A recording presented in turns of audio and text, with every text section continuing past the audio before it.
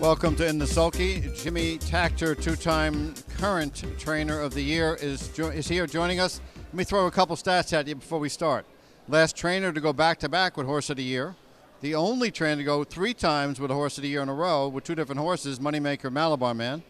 The only trainer to have Horse of the Year on 2 different continents in the same year, Kramer Boy, Malabar Man 97. And the only trainer to win the Hambo and the Oaks in back-to-back years. That streak is current, Jimmy Takter. I didn't even mention the 6 Breeders' Crowns. Jimmy, did you notice that? I left that out. Well, that's a good thing. How are you? How are you doing? How's 2016 so far for you?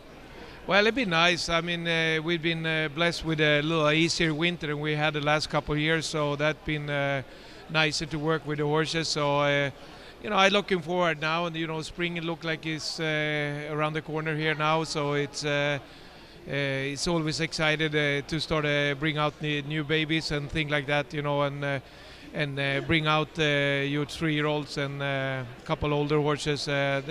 It's make it exciting right now. Let's start with Shake It Kerry. First of all, she's right on the cusp of $2.5 million. Why is she racing? Why don't you breed Shake It Kerry instead of racing her?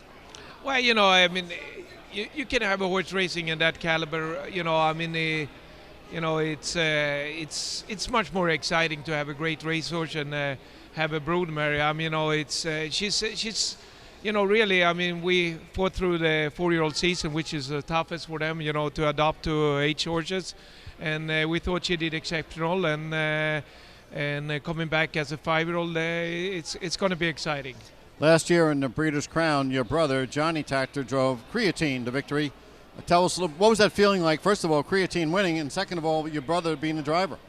Well, my brother and I, it's always special, when we two do it. And he's been over here several times and won some big races for me over here. And I love to work with my brother. Pure Country went undefeated, the only division winner last year who did not lose a race. Some beat somewhere Philly. Here she is winning the Breeders' Crown to cap off the season. Yeah, she just had an exceptional year last year, and just kept on getting better and better. And I'm looking forward to see her how she can perform tomorrow. She's going to qualify here, and she got everything going for her. Always Be Mickey has his 4-year-old season behind him. First of all, what's a physical update on Always Be Mickey? Those people who like watching him race, there he is right there dominating the Breeders' Crown. What is the reason we only saw him race 4 times and we haven't seen him so far at 5? Well, Always Be Mickey is one horse that I did not develop. I mean, I got him after he got hurt in the Breeders' Crown here in 2014, and he came back very well for me, but then unfortunately he refractured the opposite leg from what he did year before. So it took a little setback, and he's just such a great horse to come back and do what he did, and coming back super. So I really look forward to see him race this year. When might we see his first start at the Meadowlands, you think? Well, it's a little bit up to the Meadowlands if they're working on to get the Open to fill here, because this horse is a big horse, and we try to keep him on the bigger track as much as possible, and he can race some 5/8 track, but I like to race him here, and hopefully we can fill the races and have some good races here. As a 5-year-old, has he matured? I mean, he was kind of tough on himself out there as a 3-year-old. He was tough in the winner's circle for everybody. What about now? Well, he's actually not a very tough horse. I mean, unfortunately he's been a kind of horse that gone through a lot of issues all his life, and when he's standing in the winner's circle, he can get a little frustrated and things like that. But he's this winter here he just changed tremendous, and we got a lot of good training in him, and it's. I trained him here a mile in 51, and it felt like I never really put him in gear. So, this horse have super ability, like everybody know, and just hoping that this horse staying sound, they're going to be very interesting for the sport. Great free-for-all year coming up. Back to Shake It Kerry. What's the LASIK scenario for Elite Lop here, the prep, and the Elite Lop itself? How does that work? Well, what happened with her, she's such an honest horse. When she raced against GL Cruz, when she almost got him in the stretch when we raced in 49 and 4. I think she blew a tire a little bit in the long, and she didn't race good for me for a while. And I'm really known that not to race much on my horses on Lasix, but she kind of a little bit. We saw some traces of blood in the lung after her races, so we decided to put her on, and she's been on it for now 6 months. When we train her and things like that. So I think the lung gonna be healed. So I don't think it's gonna be any problem to take her off down the line. You've had 7 Trotters of the Year titles. That award began in '70. That's the record. Sylvester has 5, including last year. Pinkman, what's up with him? Pinkman coming back very, very good. I trained him here last Saturday in 55, so most likely I'm going to qualify him next Saturday. Do you remember that on the night you went into the Hall of Fame, the person who inducted you said the best days might yet be coming? Remember that? Yeah. You've had 2 Hambletonians and 15 Breeders' Crown victories since that July 2012 day. Are you better than the day you went into the Hall of Fame now than ever? Well, this is, something that, you get older, you get a little bit more wiser and smarter in a lot of ways, and you kind of a little bit don't get panicked the way you did when you were younger. And I'm the same token, success brings success.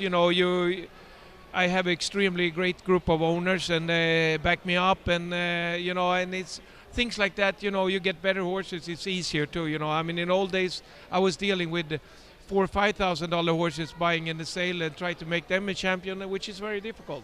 When you won 6 Breeders' Crowns, Katie said looked like she was going by the field and would have made it 7. How do you get that out of your mind? I know it's a ridiculous thought. 6 could have been 7, but do you think about that at all?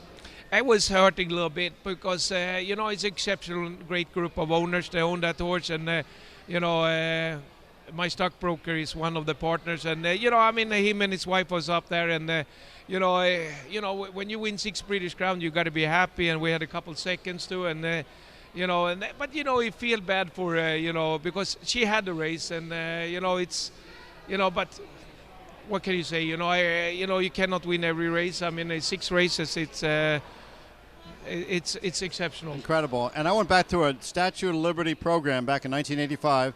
Jimmy Takter was in the 6th race. The 5th race was Bo Takter with Eleazar. What was that like, Dad driving in the feature, you driving in the co-feature at that age that year?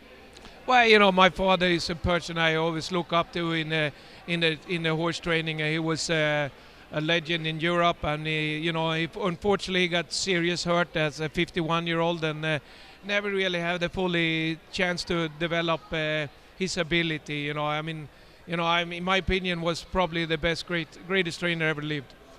We have the first foal of See You at Peelers tonight. What about that one?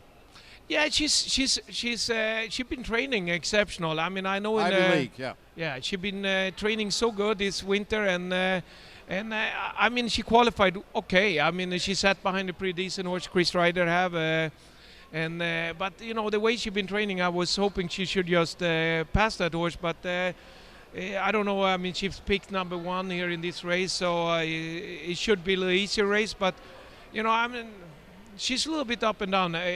She's one of those horses that don't know she's a great horse yet, because she really is. Father Patrick, update. What's going on with him?